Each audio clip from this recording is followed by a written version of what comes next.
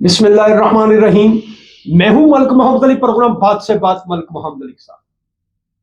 हमने कुछ अर्सा कबल जिला पाकपतन के सियासी लोगों के इंटरव्यूज का सिलसिला शुरू किया था और अब हम इस सिलसिले को दोबारा शुरू कर रहे हैं।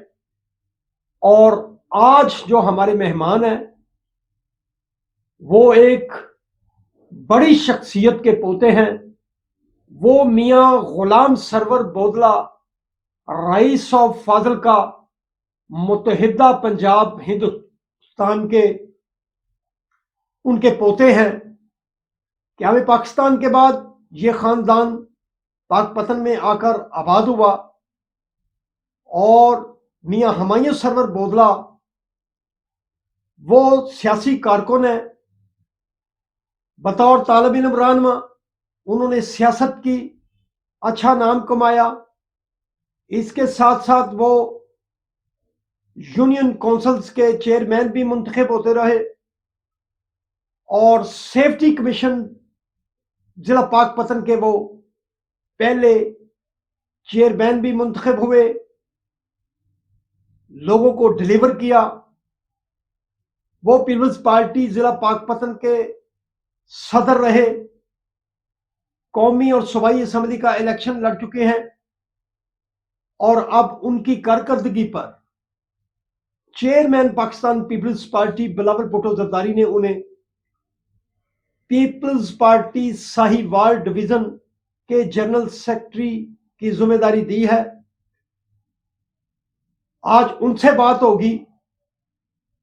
तो प्यारे दोस्तों, जिन दोस्तों ने अभी तक हमारे चैनल को सब्सक्राइब नहीं किया, प्राय मेहरबानी वो हमारे चैनल को सब्सक्राइब भी करें, लाइक भी करें और शेयर भी करें। जी मियां साहब, आप पीपल्स पार्टी की जिम्मेदार सीट पर बैठे हुए हैं और साहिवाल डिवीजन की बड़ी जिम्मेदारी मिली है आपको, जनरल सेक्रेटरी की। तो आप पीपल्स पार्टी के हवाले से साहिवाल डिवीजन में क्या मुस्तकबिल देख रहे हैं? जी बिस्मिल्लाहिर्रहमानिर्रहीम। मैं मलिक साहब का बड़ा इंतहाई मशहूर हाँ कि उन्होंने खसूसी टाइम दिता और अगे मेहरबानी करते हैं। मलिक साहब, पीपल्स पार्टी मजदूरों की किसानों की जमात है और विचू फुकदान पैदा होया मोहतरमा बेनज़ीर भुट्टो की शहादत तो बाद और हुण दोबारा जरदारी साहब ने पार्टी ने मुतहद रखा और उन्होंने बिखर नहीं दिता और खपे पाकिस्तान का नारा ला के पाकिस्तान भी बचाया और पार्टी ने भी बचाया। हुण माशाअल्लाह नौजवान क्यादत पीपल्स पार्टी च आ गई है। आसफ भुट्टो दी शक्ल च भी आ गई है, बिलावल भुट्टो जरदारी शक्ल भी आ गई। पीपल्स पार्टी को क्यादत की कमी नहीं रही। जो पहले फुकदान सी क्यादत का वह हैगा सी बीबी दी शहादत तो बाद, हुण बिल्कुल नहीं रहा। तो जरदारी साहब के विजन के मुताबिक, भुट्टो साहब के विजन के मुताबिक और जरदारी साहब की सोच मुफाहमत के नाल इंशाअल्लाह ताला बिलावल भुट्टो जरदारी साहब काम कर रहे हैं और पार्टी वर्करां नाल लैके चल रहे हैं।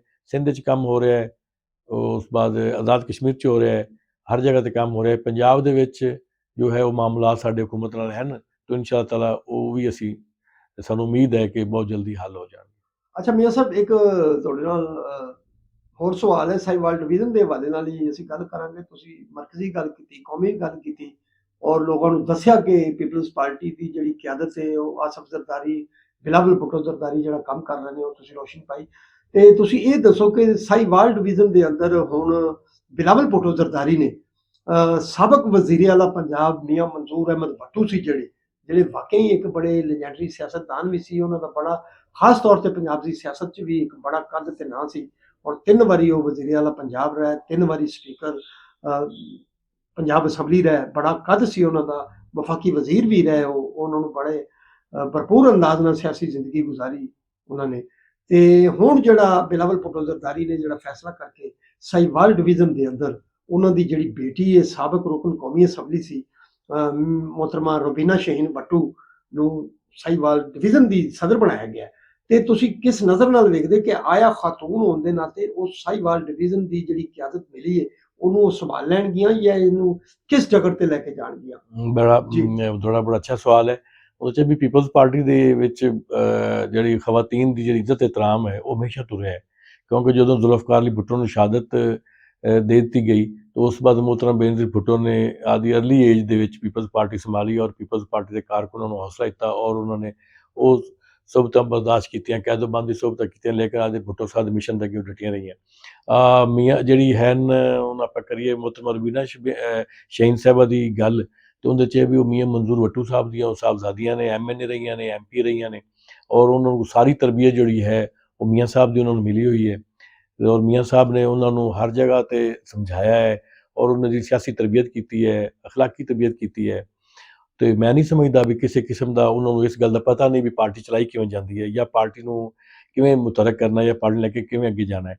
ਉਹਨਾਂ ਨੇ ਸਾਡੀ ਪਹਿਲੀ ਮੀਟਿੰਗ ਹੋਈ ਤੇ ਉਹਨਾਂ ਨੇ ਫੈਸਲਾ ਕੀਤਾ ਸੀ ਮੈਂ ਦਰਬਾਰ ਹਜ਼ਰਤ ਬਾਬਾ ਫਰੀਦ ਸ਼ਾਹ ਗੰਜ ਸ਼ੱਕਰ ਰਹਿਮਤੁல்லாਹ ਤੋਂ ਬਾਅਦ ਕੈਂਪੇਨ ਦਾ ਆਗਾਜ਼ ਕਰਾਂਗਾ ਔਰ ਤੁਸੀਂ ਦੇਖਿਆ ਹੈ ਵੀ ਸੈਂਕੜੇ ਤਾਦਾਦ ਦੇ ਵਿੱਚ ਪਾਕਿਸਤਾਨ ਪੀਪਲਜ਼ ਪਾਰਟੀ ਦੇ ਕਾਰਕੁਨ ਔਰ ਆਵਾਮ ਉਹਨਾਂ ਦੀ ਕਾਲ 'ਤੇ ਨਿਕਲੇ ਨੇ, ਪੀਪਲਜ਼ ਪਾਰਟੀ ਦੀ ਕਾਲ 'ਤੇ ਨਿਕਲੇ ਨੇ।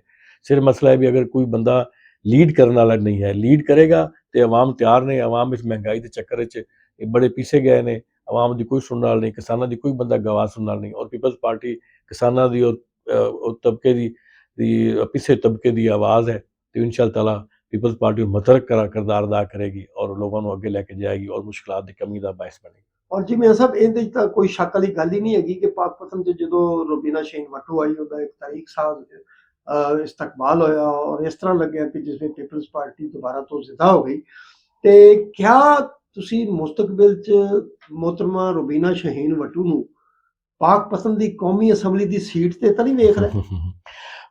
ਬਹੁਤ ਅੱਛਾ ਕੁਐਸਚਨ ਹੈ ਕਿਉਂਕਿ ਜਿਸ ਤਰੀਕੇ ਨਾਲ ਉਹਨਾਂ ਨੇ ਪਾਰਟੀ ਨੂੰ ਮੁਤਹਰਕ ਕੀਤਾ ਹੈ ਔਰ ਪਾਰਟੀ ਦੇ ਨਾਲ ਲੈ ਕੇ ਚੱਲੀਆਂ ਨੇ ਔਰ ਆਵਾਮ ਨੇ ਔਰ ਕਾਰਕੁਨਾਂ ਨੇ ਟਰਸਟ ਕੀਤਾ ਹੈ ਤੇ ਇਹਦੇ 'ਚ ਕੋਈ ਸ਼ੱਕ ਨਹੀਂ ਵੀ ਰਾਖ ਪੁਲ ਤੋਂ ਲੈ ਕੇ ਜਮਾਲ ਚੌਕ ਤੱਕ ਔਰ ਜਮਾਲ ਚੌਕ ਤੋਂ ਲੈ ਕੇ ਦਰਬਾਰ ਤੱਕ ਲੋਕ ਹੀ ਲੋਕ ਸਨ। ਸੈਂਕੜਾ ਲੋਕਾਂ ਨੇ ਉਹਨਾਂ ਦਾ ਇਸਤੇਮਾਲ ਕੀਤਾ, ਪੀਪਲਜ਼ ਪਾਰਟੀ ਮੁਤਹਰਕ ਹੋਈ ਹੈ ਤੇ ਮੈਂ ਨਹੀਂ ਸਮਝਦਾ ਵੀ ਉਹ ਅੱਗੇ 100 ਉਹ ਲੜਦੇ ਨੇ 38 'ਚ ਲੜਦੇ ਨੇ ਗਾਲਬਨ, ਹਵੇਲੀ 138 ਹੈ, ਪਾਕਪਤ 139 ਹੈ। ਪਾਕਪਤਨ 'ਚ ਵੱਟੂ ਫੈਮਿਲੀ ਹੈ, ਉਹਨਾਂ ਦਾ ਨਾਮ ਹੈ ਔਰ ਮੀਆਂ ਮੰਜ਼ੂਰ ਵੱਟੂ ਸਾਹਿਬ ਨੇ ਜ਼ਿਲ੍ਹਾ ਪਾਕਪਤਨ ਨੂੰ ਮੁਕੰਮਲ ਕੀਤਾ। ਉਹਨਾਂ ਨੇ ਤਹਿਸੀਲ ਆਰਫਾ ਨੂੰ ਇੱਥੇ ਸ਼ਾਮਲ ਕਰਕੇ ਪਾਕਪਤਨ ਦੇ ਵਿੱਚ ਜ਼ਿਲ੍ਹੇ ਦੀ ਪੂਰੀ ਬੁਨਿਆਦ ਰੱਖੀ, ਵਰਨਾ ਇੱਕ ਤਹਿਸੀਲ ਤੇ ਜ਼ਿਲ੍ਹਾ ਸੀ। ਲੋਕਾਂ ਨਾਲ ਉਹਦੇ ਰਵਾਬਤ ਹੈਗੇ ਨੇ, ਉਹ ਇੱਥੋਂ ਰਹਿਣ ਵਾਲੇ ਨੇ ਤੇ ਮੈਂ ਨਹੀਂ ਸਮਝਦਾ ਵੀ ਉਹ ਇਲੈਕਸ਼ਨ ਇੱਥੇ ਲੜਨ ਤੇ ਉਹ ਕਾਮਯਾਬ ਨਹੀਂ ਹੋਣਗੇ, ਬਹੁਤ ਕਾਮਯਾਬ ਹੋਣਗੇ। ਇੱਕ ਨਵੀਂ ਸੋਚ ਹੋਏਗੀ ਪੀਪਲਜ਼ ਪਾਰਟੀ ਵਾਸਤੇ ਔਰ ਉਹਨਾਂ ਨੂੰ ਮੈਂ ਬੀਬੀ ਸਾਹਿਬ ਕੋਲ ਪੁੱਛਿਆ ਸੀ ਉਹਨਾਂ ਨੇ ਕਿਹਾ ਸੀ ਜੋ ਪਾਰਟੀ ਫੈਸਲਾ ਕਰੇਗੀ ਮੈਂ ਉਹਦੇ ਮੁਤਾਬਕ ਅਮਲ ਕਰਾਂਗੀ ਤੇ ਪਾਰਟੀ ਦਾ ਤਾਂ ਤਕਰੀਬਨ ਫੈਸਲਾ ਹੈ ਵੀ ਉਹ ਇਲੈਕਸ਼ਨ ਤੋਂ ਲੜਨ। ਅੱਛਾ ਮੇਰਾ ਸਾਹਿਬ ਇੱਕ ਹੋਰ ਸਵਾਲ ਹੈ ਕਿ ਬਤੌਰ ਤਾਲਬ ਇਲਮ ਤੁਸੀਂ ਵੀ ਤਾਲਬ ਇਲਮ ਸੀ, ਅਸੀਂ ਵੀ ਤਾਲਬ ਇਲਮ ਸਾਂ ਤੇ ਆਪਣੀ ਤਾਲਬ ਇਲਮੀ ਦੀ ਸਿਆਸਤ ਵੀ ਇਕੱਠੀ ਸੀ। ਇਸ ਦੌਰਾਨ ਜ਼ਿਲ੍ਹਾ ਬਣਾਓ ਤਹਿਰੀਕ ਚੱਲੀ ਸੀ ਔਰ ਬਤੌਰ ਜੋ ਤਾਲਬ ਇਲਮ ਰਹਿਨੁਮਾ ਸੀ, ਤੁਸੀਂ ਵੀ ਸੀ, ਅਸੀਂ ਵੀ ਸੀ ਤੇ ਜਿਹੜਾ ਇੱਕ ਕਿਰਦਾਰ ਸੀ ਉਹ ਕੀ ਸੋਚ ਕੇ ਬਤੌਰ ਤਾਲਬ ਇਲਮ ਇਹ ਕੀਤਾ ਕਿ ਵਾਕਈ ਜ਼ਿਲ੍ਹਾ ਪਾਕਪਤਨ ਬਣਨਾ ਚਾਹੀਦਾ ਸੀ? ਕਿਆ ਤੁਸੀਂ ਉਹਦੇ ਤੇ ਮੁਤਮਿਨ ਸੀ ਜਿਹੜੀ ਉਹ ਜਦੋਂ ਤਹਿਰੀਕ ਦਾ ਆਗਾਜ਼ ਹੋਇਆ ਸੀ ਤੇ ਉਹਦੇ ਜਿਹੜਾ ਕਿਰਦਾਰ ਅਦਾ ਕੀਤਾ ਸੀ ਬਤੌਰ ਤਾਲਬ ਇਲਮ? ਉਹ ਬਿਲਕੁਲ ਮੈਨੂੰ ਯਾਦ ਹੈ ਇਹ ਟਾਈਮ ਸੀ ਉਦੋਂ ਕੋਈ 21 ਨਵੰਬਰ 1999 ਸੀ ਗਾਲਬਨ ਜਦੋਂ ਇਹ ਤਹਿਰੀਕ ਸ਼ੁਰੂ ਹੋਈ ਸੀ। ਇੱਥੇ ਮੀਆਂ ਨਵਾਜ਼ ਸ਼ਰੀਫ ਆਏ ਤੇ ਜਲਸਾ ਕੀਤਾ ਸੀ ਤੇ ਜਲਸਾ ਕਰਨ ਤੋਂ ਬਾਅਦ ਉਹਨਾਂ ਨੇ ਐਲਾਨ ਨਹੀਂ ਕੀਤਾ ਸੀ ਜ਼ਿਲ੍ਹੇ ਦਾ ਤੇ ਕਿਉਂਕਿ ਜ਼ਿਲ੍ਹੇ ਦੀ ਪਾਕਪਤਨ ਦੇ ਜਿਹੜਾ ਸੀ ਬਹੁਤ ਬੜਾ ਇਲਾਕਾ ਹੈ ਔਰ ਹਜ਼ਰਤ ਬਾਬਾ ਫਰੀਦ ਗੰਜ ਸ਼ੱਕਰ ਰਹਿਮਤੁல்லாਹ ਦੇ ਹਵਾਲੇ ਨਾਲ ਲੋਕ ਪੂਰੀ ਦੁਨੀਆ ਜਾਣਦੇ ਨੇ ਤੇ ਪਾਕਪਤਨ ਲੋਕਾਂ ਦੀ ਖੁਆਇਸ਼ ਸੀ ਵੀ ਇਹਨੂੰ ਡਿਸਟ੍ਰਿਕਟ ਦਾ ਦਰਜਾ ਦਿੱਤਾ ਜਾਵੇ ਤੇ ਲੇਕਿਨ ਹੁਕੂਮਤਾਂ ਨਹੀਂ ਚਾਹ ਰਹੀਆਂ ਸਨ ਵੀ ਪਾਕਪਤਨ ਦਰਜਾ ਦਈਏ ਤੇ ਇੱਕ ਅਵਾਮੀ ਤਹਿਰੀਕ ਦੀ ਬੁਨਿਆਦ ਰੱਖੀ ਗਈ ਜਿਹਦੇ 'ਚ ਸੈਯਦ ਅਜ਼ਹਰ ਜਿਲਾਨੀ ਸਾਹਿਬ ਸਨ, ਮੀਆਂ ਮੰਜ਼ੂਰ ਅਹਿਮਦ ਖਾਨ ਮਾਣੇਕਰ ਸਾਹਿਬ ਸਨ, ਆਪਣਾ ਅਬੂ ਸ਼ਾਹ ਸਾਹਿਬ ਸਨ, सैयद सफदर शाह साहब और काफ़ी और दोस्त मसूद खालिद साहब सन और काफ़ी मेरे को नाम याद नहीं आ रहे वो सारे इजाज़ बलोच साहब सन और तमाम इत्थों तबकात ਜਿਹੜੇ ਨਜਮਨ ਤਾਜਰਾਨ ਪੀਪਲਜ਼ ਪਾਰਟੀ ਔਰ ਬਾਕੀ ਸਾਰੇ ਲੋਕ ਚਾਹੁੰਦੇ ਸਿਲਸਿਲਾ ਬਣੇ ਔਰ ਉਹਦੇ 'ਚ ਮੈਂ ਕਿਉਂਕਿ ਮੈਂ PSF ਦਾ ਪ੍ਰੈਜ਼ੀਡੈਂਟ ਸਾਂ ਇਸ ਵਾਸਤੇ ਮੇਰੇ ਜ਼ਿੰਮੇ ਸੀ ਰੈਲੀਆਂ ਔਰ ਜਲੂਸ ਤੇ ਔਰ ਮੈਂ ਰੈਲੀਆਂ ਔਰ ਜਲੂਸ ਬੜੀ ਭਰਪੂਰ ਤਰੀਕੇ ਨਾਲ ਕੀਤੀਆਂ। ਉਹਦੀ ਵਜ੍ਹਾ ਤੋਂ ਮੈਨੂੰ ਜੇਲ੍ਹ ਵੀ ਜਾਣਾ ਪਿਆ ਤੇ ਮੈਂ ਜੇਲ੍ਹ ਬੜੇ ਸ਼ੌਕ ਨਾਲ ਕੱਟੀ ਸੀ, ਬੜੇ ਖੁਸ਼ੀ ਨਾਲ ਕੱਟੀ ਸੀ ਕਿਉਂਕਿ ਮੈਂ ਆਪਦੇ ਪਾਕਪਤਨ ਨੂੰ ਡਿਸਟ੍ਰਿਕਟ ਦਾ ਦਰਜਾ ਦੇਣ ਵਾਸਤੇ ਕੋਸ਼ਿਸ਼ ਕਰ ਰਿਹਾ ਸਾਂ, ਮੇਰੇ ਨਾਲ ਹੋਰ ਲੋਕ ਕਰ ਸਨ। ਮੈਂ ਲੇਕਿਨ ਪਹਿਲਾ ਵਾਹਿਦ ਉਸ ਜ਼ਮਾਨੇ ਮੈਂ ਉਹ ਲੀਡਰ ਸਾਂ ਜਾਂ ਲੜਕਾ ਸਾਂ ਜਿਹਨੇ ਸਭ ਤੋਂ ਜ਼ਿਆਦਾ ਜੇਲ੍ਹ ਕੱਟੀ ਸੀ ਜ਼ਿਲ੍ਹੇ ਵਾਸਤੇ। ਅੱਛਾ ਮੇਰਾ ਸਭ ਤੋਂ ਨਾ ਆਖਰੀ ਸਵਾਲ, ਕਿਉਂਕਿ ਤੁਸੀਂ ਕਿਸਾਨ ਦੇ ਬੇਟੇ ਸੀ, ਕਿਸਾਨ ਦੇ ਪੋਤੇ ਔਰ ਖੁਦ ਵੀ ਤੁਸੀਂ ਕਿਸਾਨ ਜੇ ਤੇ ਪਿਛਲੇ ਕੁਝ ਅਰਸੇ ਤੋਂ ਕਿਸਾਨ ਜਿਹੜਾ ਪਰੇਸ਼ਾਨ ਹਾਲ ਹੋ ਚੁੱਕਿਆ ਹੈ, ਫਸਲਾਤ ਦੀ ਉਹ ਕੀਮਤਾਂ ਹੀ ਨਹੀਂ ਮਿਲੀਆਂ ਕਿਸਾਨਾਂ ਨੂੰ, ਤੇ ਬੜੇ ਮਸਾਇਲ ਦਾ ਸ਼ਿਕਾਰ ਨੇ। ਔਰ ਤੁਸੀਂ ਇਹਨੂੰ ਮੌਕਫ ਨੂੰ ਲੈ ਕੇ ਵੀ ਟੁਰਦੇ ਜੇ, ਤੇ ਤੁਸੀਂ ਕੀ ਹਕੂਮਤ ਅੱਗੇ ਵੀ ਮੁਤਾਲਬਾ ਕਰਨਾ ਚਾਹੁੰਦੇ ਜੇ ਕਿ ਤਾਂ ਕਿ ਕਿਸਾਨ ਦਾ ਜਿਹੜਾ ਨੁਕਸਾਨ ਹੋਇਆ ਹੈ ਉਹਦਾ ਕਿਵੇਂ ਕੋਈ ਉਜ਼ਾਲਾ ਹੋ ਸਕਦਾ ਹੈ, ਕਿਵੇਂ ਨਹੀਂ ਹੋ ਸਕਦਾ? ਅਸਲ ਇਹ ਹੈ ਵੀ ਪਹਿਲੇ ਹੀ ਪਾਕਿਸਤਾਨ ਦੇ ਵਿੱਚ ਜਿਹੜੀ ਖਾਦ ਹੈਗੀ ਹੈ ਉਹਦੇ ਰੇਟ ਬਹੁਤ ਜ਼ਿਆਦਾ ਨੇ, ਇੰਟਰਨੈਸ਼ਨਲ ਸਤ੍ਹਾ ਤੋਂ ਵੀ ਜ਼ਿਆਦਾ ਨੇ। ਉਦੋਂ ਬਿਜਲੀ ਤੁਹਾਡੀ ਬਹੁਤ ਮਹਿੰਗੀ ਹੈ, ਉਸ ਤੋਂ ਬਾਅਦ ਸਪਰੇ ਜਿਹੜੇ ਨੇ ਸਾਰੇ ਬਾਹਰੋਂ ਆ ਰਹੇ ਨੇ, ਫਿਰ ਤੁਹਾਡਾ ਬੀਜ ਬਾਹਰੋਂ ਆ ਰਿਹਾ ਹੈ। ਮੈਨੂੰ ਤਾਂ ਬੜਾ ਅਫਸੋਸ ਹੁੰਦਾ ਹੈ ਵੀ ਇਹ ਇੱਥੇ ਲੱਖਾਂ ਡਾਲਰ ਦੇ ਇਹਨਾਂ ਨੇ ਕਰਕੇ ਅਖਰਾਜਾਤ ਕਰਕੇ ਮੁਖਤਲਿਫ ਇੰਸਟੀਟਿਊਟ ਬਣਾਏ ਨੇ ਜ਼ਰਾਅਤ ਵਾਲੇ, ਲੇਕਿਨ ਇੱਕ ਬੀਜ ਇਹਨਾਂ ਨੇ ਹੁਣ ਤੱਕ ਪਾਕਿਸਤਾਨ ਦੇ ਮੁਤਾਰਫ ਨਹੀਂ ਕਰਵਾਇਆ ਔਰ ਨਾ ਕਾਮਯਾਬ ਕਰਾਇਆ। ਸਾਡੇ ਮਸਾਏ ਮੁਲਕ ਦੇ ਵਿੱਚ ਬੀਜ ਜਿਹੜਾ ਹੈ ਬੜਾ ਸਸਤਾ ਮਿਲਦਾ ਹੈ, ਤੇ ਇਹ ਅਗਰ ਇਹ ਇੰਨੀਆਂ ਮਹਿੰਗੀਆਂ ਕਰਨ ਤੋਂ ਬਾਅਦ ਵੀ ਕਿਸਾਨ ਆਦੀ ਜੰਗ ਲੜ ਰਿਹਾ, ਇਹਨਾਂ ਨੂੰ ਕੋਈ ਗੱਲ ਨਹੀਂ ਕਰ ਰਿਹਾ। ਮਹਿੰਗੀ ਕਿਹਨਾਂ ਕੋ ਖਰੀਦ ਰਿਹਾ, ਡੀਜ਼ਲ ਮਹਿੰਗਾ ਖਰੀਦ ਰਿਹਾ ਹੈ, ਸਪਰੇ ਮਹਿੰਗਾ ਖਰੀਦ ਰਿਹਾ ਹੈ, DAP ਮਹਿੰਗੀ ਖਰੀਦ ਰਹੀ ਹੈ, ਬਿਜਲੀ ਮਹਿੰਗੀ ਹੈ, ਉਹਦਾ ਟਰੈਕਟਰ ਮਹਿੰਗਾ ਹੈ। ਇਹ ਸਾਰੀ ਚੀਜ਼ਾਂ ਦੇ ਬਾਵਜੂਦ ਕਿਸਾਨ ਨੇ ਹਕੂਮਤ ਨੂੰ ਇਸ ਮੁਤਾਲਬਾ ਨਹੀਂ ਕੀਤਾ। ਉਹਨੇ ਸਿਰਫ ਇਹ ਕਿਹਾ ਵੀ ਮਹਿੰਗੀ ਹੋਣ ਦੇ ਬਾਵਜੂਦ ਜੋ ਸਾਡੀ ਚੀਜ਼ ਦਾ ਇੰਟਰਨੈਸ਼ਨਲ ਰੇਟ ਸਾਨੂੰ ਦੇ ਦਿਓ, ਇੰਟਰਨੈਸ਼ਨਲ ਰੇਟ ਨਹੀਂ ਤੇ ਇੱਥੋਂ ਦਾ ਰੇਟ ਜ਼ਰੂਰ ਦੇ ਦਿਓ। ਲੇਕਿਨ ਇਹ ਪਤਾ ਨਹੀਂ ਚਾਹੁੰਦੇ ਨੇ ਕਿ ਪਾਕਿਸਤਾਨ ਦੇ ਜ਼ਰਾਅਤ ਬਿਲਕੁਲ ਖਤਮ ਹੋ ਜਾਵੇ, ਅਸੀਂ ਬਾਹਰੋਂ ਹਰ ਚੀਜ਼ ਇੰਪੋਰਟ ਕਰੀਏ। ਅਗਰ ਇਹਨਾਂ ਦਾ ਇਹ ਸਿਸਟਮ ਤੇ ਜ਼ਮੀਨਾਂ ਸਾਨੂੰ ਲੈ ਲਵਣ, ਸਾਨੂੰ ਵੀ ਕਿਤੇ ਬਾਹਰ ਇੰਪੋਰਟ ਕਰ ਦੇਵਣ, ਇਸ ਤੋਂ ਜਾਨ ਛੁਡਾਵਣ। ਇਹਦਾ ਤਰੀਕਾਕਾਰ ਸਿਰਫ ਇਹ ਸੀ ਵੀ ਜਿਹੜੇ ਬੰਦੇ ਜ਼ਰਾਅਤ 'ਚ ਹੈਗੇ ਨੇ ਉਹ ਜ਼ਰਾਅਤ ਦੇ ਮੁਤਲਕਾ ਲੋਕਾਂ ਨੂੰ ਲੈ ਕੇ ਆਓ। ਅਸੀਂ ਇੱਕ ਦਿਨ ਮਿਲੇ ਜਾ ਕੇ ਇੱਕ ਬੰਦੇ ਨੂੰ, ਤੇ ਉਹ ਸਰਕਾਰੀ ਅਹਿਲਕਾਰ ਨੂੰ, ਤੋਂ ਕਹਿੰਦੇ ਸਾਨੂੰ ਦੱਸੋ ਵੀ ਕਿਸ ਤਰੀਕੇ ਨਾਲ ਇਹਨੂੰ ਬਾਹਰ ਭੇਜਿਆ ਜਾ ਸਕਦਾ ਹੈ। ਮੈਂ ਕਿਹਾ ਅਸੀਂ ਦੱਸਣਾ ਹੈ ਤੇ ਫਿਰ ਤੁਸੀਂ ਕਿਸ ਵਾਸਤੇ ਬੈਠੇ ਹੋ। ਇਹ ਸੂਰਤ ਹਾਲ ਹੈ, ਬੜੀ ਗੰਭੀਰ ਸੂਰਤ ਹਾਲ ਹੈ। ਲੋਕ ਖੁਦਕੁਸ਼ੀਆਂ ਕਰਦੇ ਪਏ ਨੇ, ਲੋਕਾਂ ਕੋਲ ਅਗੀ ਫਸਲ ਕੱਢਣ ਵਾਸਤੇ ਪੈਸੇ ਨਹੀਂ, ਖਾਲੀ ਜ਼ਮੀਨਾਂ ਪਈਆਂ ਹੋਈਆਂ ਨੇ, ਆਲੂ ਵਿੱਚ ਵਾਹ ਰਹੇ ਨੇ, ਹਲ ਫੇਰ ਰਹੇ, ਰੋਟਾਵਾਟਰ ਫੇਰ ਰਹੇ ਨੇ, ਉਹ ਫਿਰਨ ਬਾਵਜੂਦ ਅੱਗੇ ਉਹਨਾਂ ਕੋਲ ਕੋਈ ਨਜ਼ਰ ਨਹੀਂ ਚੀਜ਼ ਆ ਰਹੀ ਹੈ। ਮੱਕੀ ਲਾਵਾਂਗੇ ਕਿ ਉਹਦਾ ਰੇਟ ਮਿਲੇਗਾ ਸਾਨੂੰ, ਉਹ भी नहीं मिलेगा या मिलेगा, ये बड़ी कन्फ्यूज़न है।